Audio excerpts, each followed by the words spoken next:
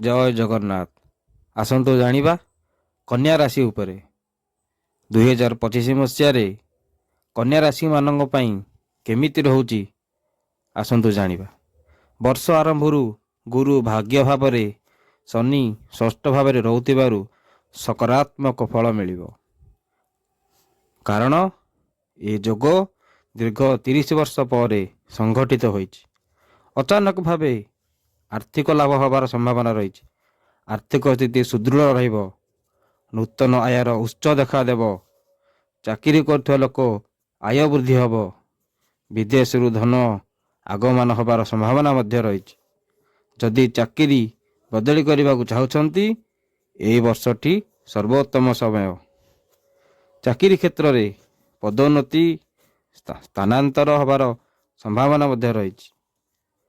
ସରକାରୀ ଚାକିରି ପାଇଁ ଯେଉଁମାନେ ସରକାରୀ ଚାକିରି ପ୍ରସ୍ତୁତ କରୁଛନ୍ତି ସେହି ବ୍ୟକ୍ତିମାନେ ତାଙ୍କର ଏହି ସମୟଟି ବହୁ ଅନୁକୂଳ ସମୟ ରହିବ। ନୂତନ ସମ୍ପତ୍ତି କିଣିପାରିବେ।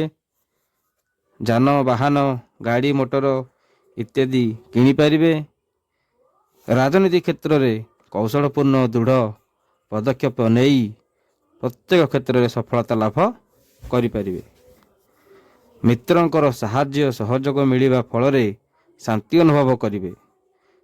ବ୍ୟବସାୟରେ ଅଳ୍ପ ଖର୍ଚ୍ଚରେ ଅଧିକ ଲାଭ ପାଇବା ସମ୍ଭାବନା ରହିଛି। ପାରିବାରିକ ବିବାଦ ଅତ୍ୟନ୍ତ ସୁଖମୟ ହେବ। ପାରସ୍ପରିକ ସମ୍ପର୍କ ଭଲ ରହିବ। ଆପଣଙ୍କୁ ଅନେକ ଶୁଭ ଫଳ ମିଳିବାର ସମ୍ଭାବନା ରହିଛି। ସ୍ୱାମୀ ସ୍ତ୍ରୀ ସମ୍ପର୍କ ମଜବୁତ ରହିବ। ଗୃହରେ ମାଙ୍ଗଳିକ କାର୍ଯ୍ୟ ଆରମ୍ଭ କରିପାରିବେ। ଆର୍ଥିକ ସହଯୋଗ ପାଇଁ ଅନେକ କାର୍ଯ୍ୟ ସମ୍ପୂର୍ଣ୍ଣ ହେବ।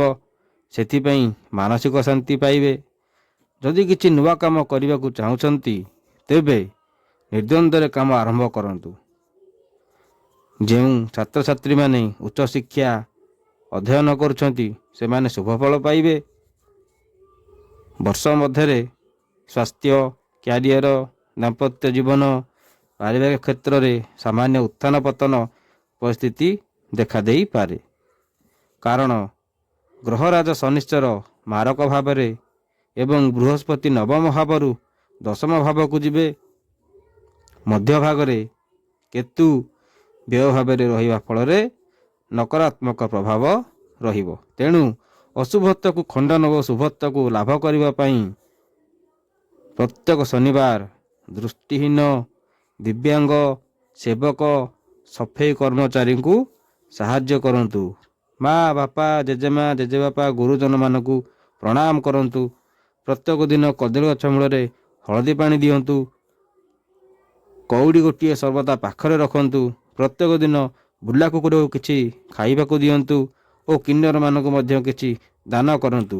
ତାହେଲେ ଦେଖିବେ 2025 ବର୍ଷଟି ଆପଣଙ୍କର ସୁଖମୟ, ଶୁଭମୟ, ମଙ୍ଗଳମୟ ମଧ୍ୟ ହେବ।